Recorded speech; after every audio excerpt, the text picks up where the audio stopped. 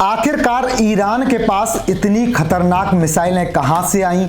ये वो सवाल है जिसने ईरान, अमेरिका सहित पूरी दुनिया के होश उड़ा दिए हैं। ईरान, अमेरिका और इजराइल युद्ध का असली मास्टरमाइंड तो सन की तानाशाह किम जोंग उन निकला भाई। किम जोंग उन ने कैसे अमेरिका को मिट्टी में मिलाने का स्क्रिप्ट रचा था, कैसे इजराइल को सबक ये सन की तानाशाह सिखाना चाहता था। दोस्तों नमस्कार, जय हिंद। मेरा नाम है संदीप और आप देख रहे हैं अपना उत्तर प्रदेश। आज जंग के 38वें दिन उत्तर कोरिया और सन की तानाशाह का पूरा सच बाहर आ गया है। कैसे ईरान के युद्ध में उत्तर कोरिया सबसे ज्यादा ईरान की मदद कर रहा था, कैसे ईरान अब तक इस युद्ध में भारी पड़ रहा था। देखिए हमारी खास रिपोर्ट। ईरान, इजराइल, अमेरिका युद्ध का असली मास्टरमाइंड निकला सन की किम जोंग उन। दुनिया के सामने पहली बार जंग की सच्चाई आई बाहर। किम जोंग ने अमेरिका को मिट्टी में मिलाने का बनाया था प्लान। युद्ध के 38वें दिन पहली बार खुला ईरान की शक्तियों का राज। उत्तर कोरिया ने रची थी साजिश। किम जोंग का खतरनाक प्लान सुन अमेरिका की स्पेशल सेना और मोसाद के भी उड़ गए होश। डोनाल्ड ट्रंप और नेतन्याहू ने बुलाई इमरजेंसी मीटिंग। सोचिए जरा, दुनिया का सबसे ताकतवर देश अमेरिका, दुनिया की सबसे हाईटेक डिफेंस मशीन इजराइल और अरबों डॉलर का एयर डिफेंस सिस्टम, लेकिन ईरान की मिसाइलों के सामने सब फेल। और अब सबसे बड़ा सवाल यही है, ईरान के पास इतनी खतरनाक मिसाइलें आई कहां से? क्योंकि ये सिर्फ मिसाइलें नहीं है, ये वो हथियार हैं जो पेंटागन के होश उड़ा रहे हैं। ईरान के हालिया हमलों ने साबित कर दिया है कि जिसे दुनिया अजय एयर डिफेंस कहती थी, वो भी ईरानी बैलिस्टिक मिसाइलों के सामने बौनी साबित हो रही है। और अब जो सच सामने आया है उसने दुनिया को हिला दिया है। ईरान की मिसाइलों के पीछे एक ऐसा देश है जिसे दुनिया अंधेरे का साम्राज्य कहती है। नाम है उत्तर कोरिया।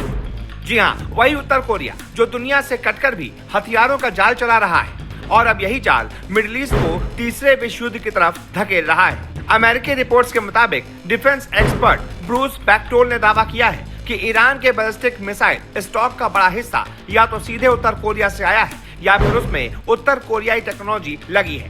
ब्रूस बैक्टोल वही आदमी है जिन्होंने ईरान उत्तर कोरिया की साझेदारी पर किताब लिखी है। उनका दावा है कि ईरान ने हाल ही में जिस मिसाइल से हमला किया वो असल में उत्तर कोरिया की बदनाम मिसाइल मुसूदन थी। अब ध्यान दीजिए, रिपोर्ट के मुताबिक ईरान ने उत्तर कोरिया से 19 मुसूदन मिसाइलें खरीदी थी और ये खेप साल 2005 में ही ईरान पहुंच गई थी। मतलब ये सौदा नया नहीं है, ये सौदा 2 दशकों पुराना है और असली साजिश यही है। उत्तर कोरिया ने ईरान को सिर्फ हथियार नहीं दिए, उसने ईरान को बना दिया मिसाइल हब। अब जरा समझिए खेल। उत्तर कोरिया खुद सीधे अमेरिका पर हमला नहीं कर सकता क्योंकि अमेरिका उसे मिटा देगा, लेकिन अगर वही टेक्नोलॉजी ईरान को दे दी जाए तो हमला भी हो जाएगा और जिम्मेदारी भी किसी और की होगी। यही वजह है कि अमेरिका और इजराइल का एयर डिफेंस सिस्टम ईरानी मिसाइलों के सामने कई बार बौना साबित हुआ, क्योंकि इन मिसाइलों की स्पीड, ट्रैजेक्टरी और मूवमेंट ऐसी होती है कि इन्हें पकड़ना मुश्किल हो जाता है। एक्सपर्ट्स का मानना है कि उत्तर कोरिया वाली missile technology unpredictable flight pattern पर काम करती है, यानी मिसाइल रास्ते में दिशा बदलती है और रडार उसे सही से लॉक नहीं कर पाते। अब सोचिए, अगर ईरान के पास ये ताकत है तो कल को वो किस देश को निशाना बनाएगा? और अगर ईरान को उत्तर कोरिया सपोर्ट कर रहा है तो क्या ये सिर्फ मिडिल ईस्ट की लड़ाई रह जाएगी या फिर ये लड़ाई एशिया तक फैल सकती है? अब इस कहानी का सबसे खतरनाक हिस्सा सुनिए। 28 फरवरी 2026 मिडिल ईस्ट फिर खून से लाल हो गया। अमेरिका और इजराइल ने ऑपरेशन एपिक फ्यूरी के नाम पर ईरान पर हमले शुरू कर दिए और दुनिया को बताया गया ईरान परमाणु बम बनाने वाला है। लेकिन फिर एक ऐसा बयान सामने आया जिसने ट्रंप और नेतन्याहू की कहानी की लाश खोल दी। IAEA के पूर्व प्रमुख मोहम्मद अल बरादाई ने चेतावनी दी। उन्होंने साफ कहा कि अगर इस पागलपन को नहीं रोका गया तो पूरा मिडिल ईस्ट आग का गोला बन जाएगा। उन्होंने दुनिया से अपील की कि अब सिर्फ बयानबाजी नहीं बल्कि ठोस कदम उठाने होंगे। अब सोचिए, जब परमाणु एजेंसी का पूर्व प्रमुख खुद ये कह रहा है कि दुनिया चुप मत रहो, तो फिर ये हमला किस लिए है? तेल के लिए, सत्ता के लिए, या फिर एक नया इराक युद्ध बनाने के लिए? और मौत के आंकड़े ईरान के हेल्थ मिनिस्ट्री के मुताबिक 2000 से ज्यादा मौतें, जब मानवाधिकार संगठन दावा कर रहा है 3500 से ज्यादा लोग मारे गए और उनमें 250 से ज्यादा मासूम बच्चे शामिल हैं। यानी ये जंग मिसाइलों की नहीं, ये जंग मासूमों की कब्रों की है। और सबसे बड़ा झटका तब लगा जब लड़कियों के स्कूल पर हमला हुआ। 170 से ज्यादा बच्चियां मारी गई और फिर ट्रंप ने कह दिया ये ईरान की गलती है। लेकिन जांच रिपोर्ट्स का दावा है कि ये हमला उसी गठबंधन का था जो खुद को रक्षक बताता है। तो सवाल ये कि क्या ये आत्मरक्षा है या फिर सत्ता की भूख में मानवता की हत्या?